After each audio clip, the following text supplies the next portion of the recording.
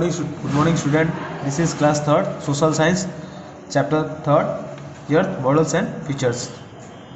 पृथ्वी की models and सुविधाएं। ठीक है बेटा, हम लोग जानेंगे पहले पृथ्वी की मॉडल्स क्या हैं और सुविधाएं क्या हैं, पृथ्वी में क्या क्या सुविधाएं हैं।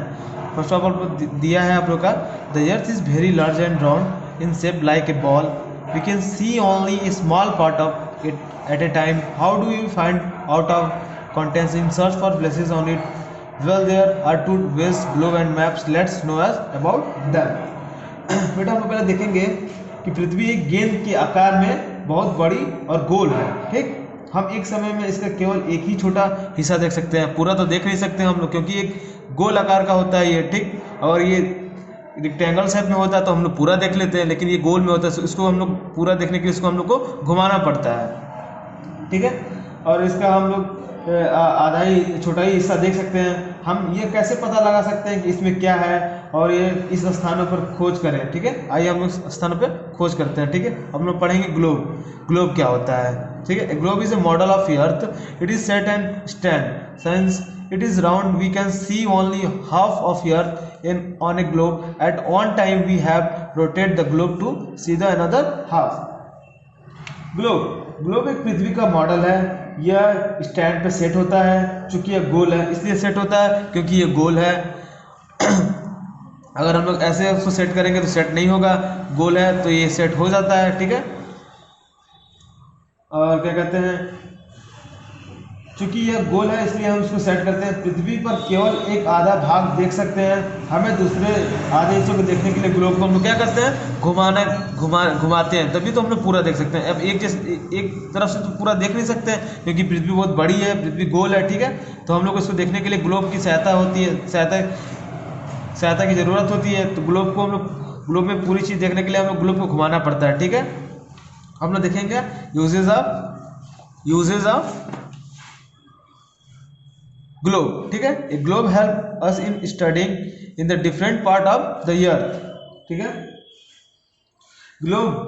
एक ग्लोब उपयोग पृथ्वी के विभिन्न हिस्सों के अध्ययन करने में हमारी मदद करता है। ठीक है, we can observe the rotate of the earth, we can understand how does an night happen, different colour are globe show different part of the earth. For example, the areas colored in the green, brown and contains, while areas colored in blue are the ocean and seas.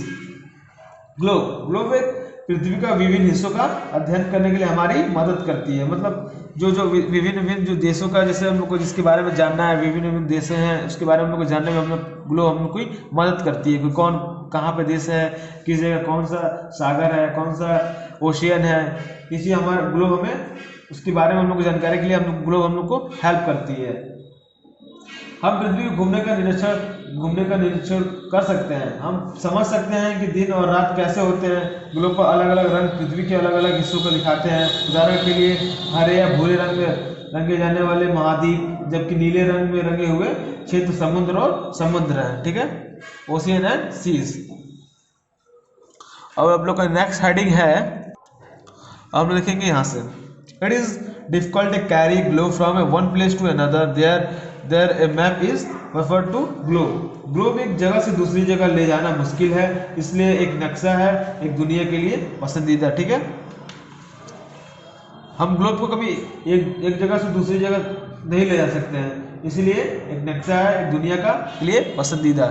ठीक है, अब देखेंगे हम लोग map के बारे में। Next heading आप लोग का map are a flat drawing that show shape of land, the water bodies on the position of place on them. Some map are large enough to show whole earth, other map show small areas। ठीक है, map flat चित्र है जो भूमि और जल निकायों का आकार और उन पर स्थानों की स्थिति दिखाते हैं।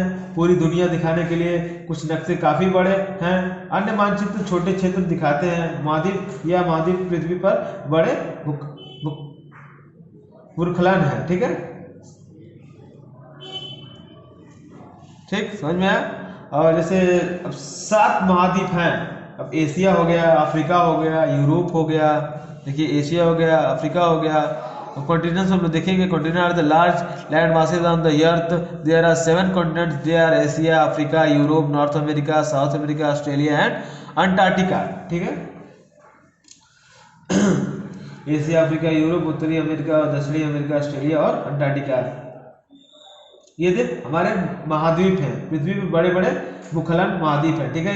ये 7 महाद्वीप बहुत बड़े बड़े होते हैं, ठीक है। जैसे आप लोग को इस मैप में दिया है, north America, Europe, Africa, south America, Asia, Australia और अंटार्कटिका, ठीक है। ये सब जो महाद्वीप है, ये सबसे बड़े बड़े महाद्वीप हैं। आप लोग देख सकते हैं फिगर में, मैप में कितने बड़े बड़े ये महाद्वीप हैं, ठीक है। सबसे बड़े बड़े महाद्वीप 7 महाद्वीप होते हैं, Asia, Africa, Europe, North America, South America and Australia and Antarctica, ठीक है।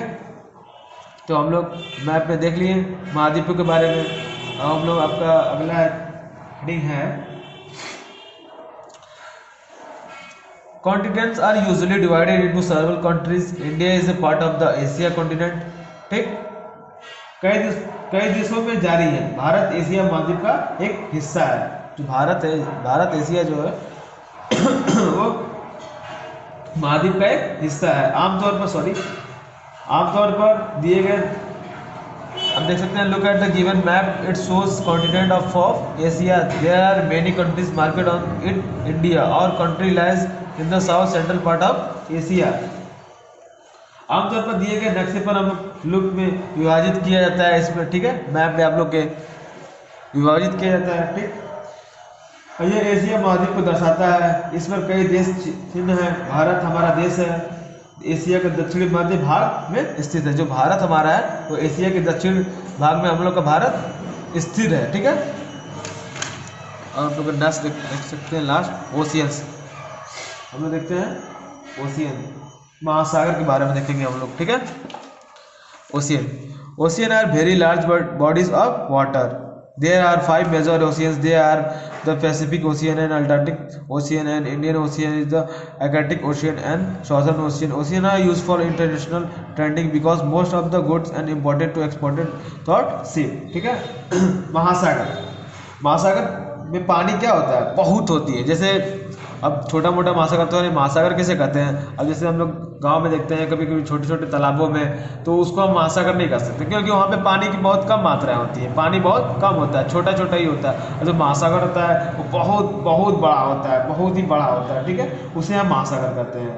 5 प्रमुख बड़े महासागर हम देखेंगे, प्रशांत महासागर हो गए, जैसे अल्टार्कटिक महासागर हो गए, और हिंद महासागर हो गया, आर्कटिक महासागर हो गए, और दक्षिणी महासागर हो गए। और अंतर्राष्ट्रीय व्यापार के लिए महासागर उपयोगी है, क्योंकि अधिकांश सामान जहाजों माध्यम से आयात और निर्यात किए जाते हैं, ले आया और लाया जाता है। क्योंकि महासागर में ही तो बड़े बड़े जहाज चलते हैं, बड़े बड़े जो व्यापार, अंतर्राष्ट्रीय व्यापार किया जाता है महासागर की, तो उससे होता है।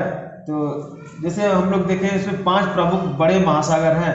पहले पे आता है हमारा प्रशांत महासागर, दूसरे पे आता है हमारा अल्टार्कटिक महासागर, तीसरे पे आता है हिंद महासागर, फिर चौथे पे आता है आर्कटिक महासागर, फिर 5वें पे आता है दक्षिणी महासागर, 6वें पे आता है अंतर्राष्ट्रीय, ठीक है, ये आता है, ठीक है।